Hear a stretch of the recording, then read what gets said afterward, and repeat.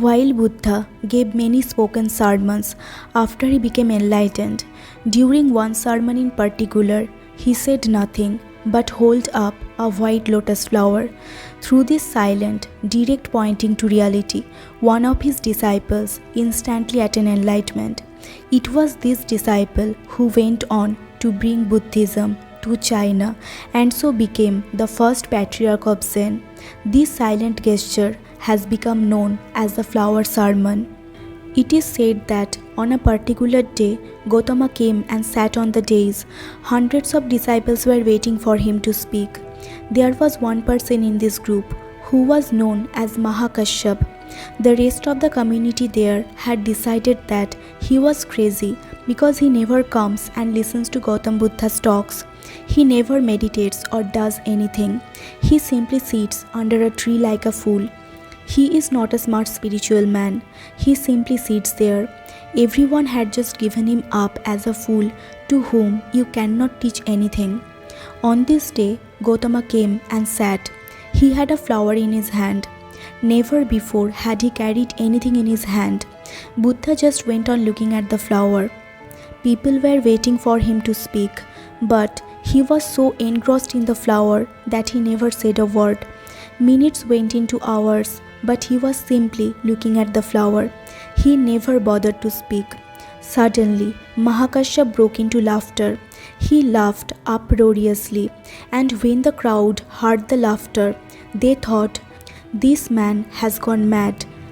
This man is disrespectful to Buddha, because how can you laugh before Buddha? This man is not paying respect." Then Gautama looked at Mahakasyapa and rest of the crowd and said, "What I can give in words, I have given to you, and what I cannot give in words, I have given it to Mahakasyapa." And so, without a single word of explanation, the deepest teaching was transmitted, not through speech but through direct understanding. That was the beginning of Zen.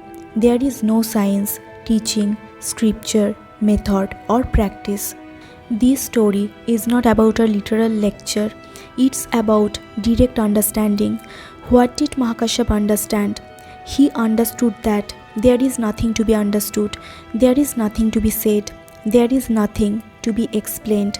The whole situation is simple and transparent. Nothing is hidden in it. There is no need to search because all that is here and now. This is the key. The inner part of it is silent and the outer part of the key is celebration, laughter. But why did Mahakasyapa laugh? He laughed at the foolishness of the whole situation. Buddha silent and nobody understanding him, everybody expecting him to speak.